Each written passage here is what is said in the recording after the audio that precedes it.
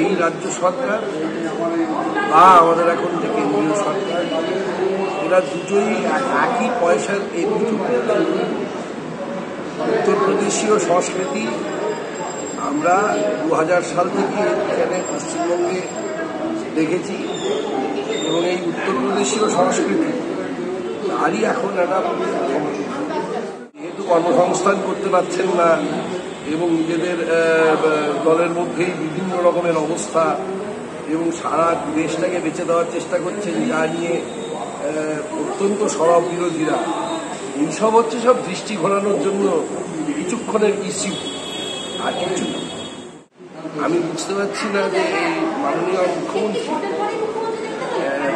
তার কাছে কি হকার যারা, কারণ উনি তো ভোটার ছাড়া কিছু বোঝেন না, মানুষ বোঝেন, ভোটার বোঝেন। এরা কি ভোটার নয় ওনার মনে হচ্ছে, নাকি উনি জেনেছেন যে এরা ভোট দেয়নি তৃণমূলকে, তাদেরকেই তুলতে হবে। যাই হোক, পুরো বিষয়টা এতটাই অগণতান্ত্রিক শব্দটা না বড্ড আজকাল ক্লিশেড লাগে। স্বৈরাচারী, অগণতান্ত্রিক এসব শব্দ খুব ক্লিশেড লাগে পশ্চিমবঙ্গের। এরা এতটাই ফাসিস্ট যে এদের কিছুতেই কিচ্ছু যায় আসে।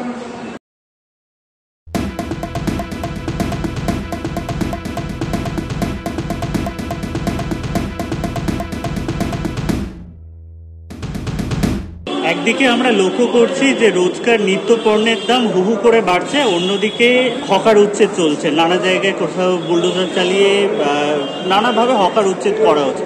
কোথাও গিয়ে কি রাজ্য সরকার দৃষ্টি ঘোরানোর জায়গা তৈরি করবার চেষ্টা করছেন? মানে নিত্য পণ্যের দামের দিকে লক্ষ্য দিচ্ছে না, অথচ বারবার হকার উচ্ছেদের প্রবণতা চলছে।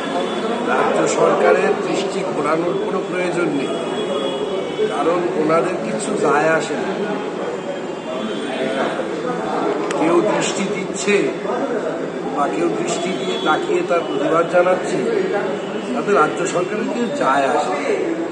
কারণ এই রাজ্য সরকার বা আমাদের এখন যে কেন্দ্রীয় সরকার, এরা দুটোই একই পয়সার এই দুটো। উত্তরপ্রদেশীয় সংস্কৃতি আমরা 2000 সাল থেকে এখানে পশ্চিমবঙ্গে দেখেছি, এবং এই উত্তরপ্রদেশীয় সংস্কৃতি তারই এখন একটা 2015 সালে যে একটা রেজিস্ট্রেশন করা হয়েছে যে হকারদের একটা লাইসেন্স দেওয়া হবে, তারপর সেটা সম্পন্ন হয়।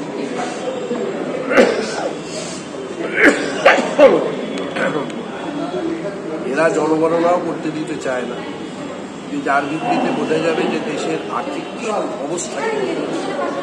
ফলত এরা সবচেয়ে আগে যেতে চাইবে যে এদের নিজেদের লোক ছাড়া যেন আর কেউই না থাকে।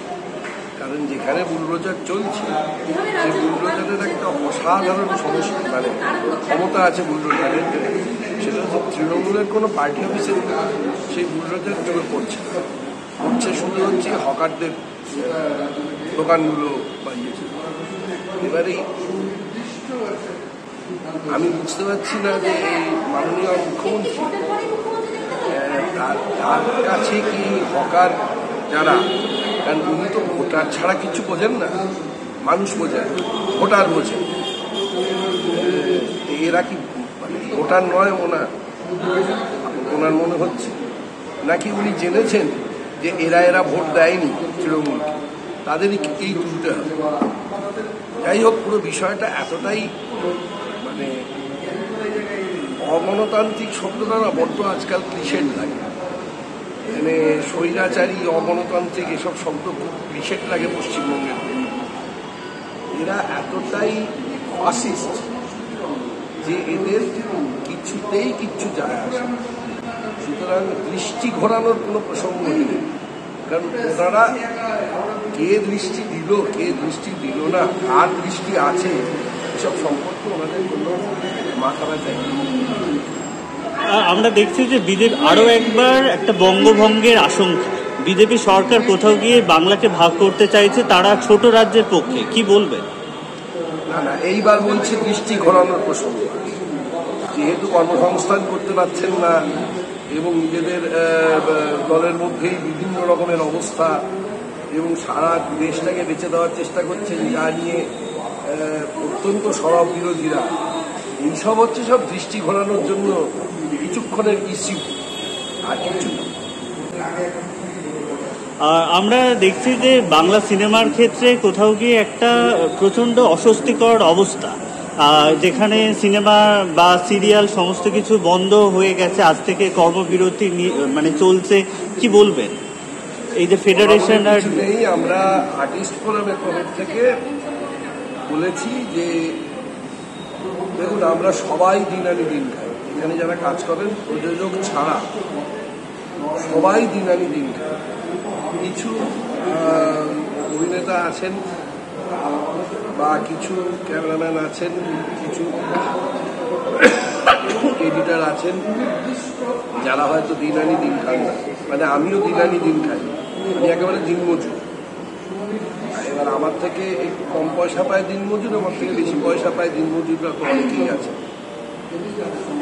এই শুটিং বন্ধ করা মানে হচ্ছে দিনমজুরদের পেটে লাথি। সেটা তো করা যাবে না। সেটাকে না করে সুষ্ঠুভাবে সবাই মিলে বসে একটা আলোচনা করে কাজটা ইমিডিয়েটলি শুরু করতে হবে। মিটিং টিটিং চলুক, কি করলে নতুন অবস্থায় পুরনো আইনগুলোর বদলে বা পুরনো নিয়মগুলোর বদলে কি করে নতুন ব্যবস্থা তৈরি করা যায়। কারণ প্রযুক্তি বলুন, খানিকটা বলতে পারেন বাজেটের দিক থেকেও বলুন, সব নতুন একটা অবস্থা তৈরি করে। নতুন অবস্থায় তো নতুন কিছু নিয়মাবলী দরকার। তো সেই নিয়মাবলী কে কবে কিভাবে তৈরি করবে সেটা নিজেরা বসে আলোচনা করবে, কিন্তু কাজটা হতে শুটিংটা আগে চালু। মুখ্যমন্ত্রী মমতা ব্যানার্জি বলছেন বাংলার আইডেন্টিটি ক্রাইসিস হচ্ছে, এবং সেখানে মানে কোথাও গিয়ে কি মানে আমরা বরাবরই দেখে এসেছি আমাদের এই রাজ্যে তথা বাংলায় বাংলা ভাষা, হিন্দি ভাষা, আরও অন্যান্য ভাষাভাষীর মানুষজন বসবাস করে এসেছেন, থেকে এসেছে। হঠাৎ করে মমতা ব্যানার্জি তিনি বলছেন যে বাংলার আইডেন্টিটি ক্রাইসিস হচ্ছে, এবং কোথাও গিয়ে হিন্দি ভাষীকে এক প্রকার টার্গেট করা হচ্ছে এই হকার উচ্ছেদের জায়গা থেকে। তাহলে এই যে বাংলা ভাগের যে বিষয়টা উঠে আসছে, সেখানে কি রাজ্যের মুখ্যমন্ত্রীও কোথাও গিয়ে ইন্ধন যোগাচ্ছে?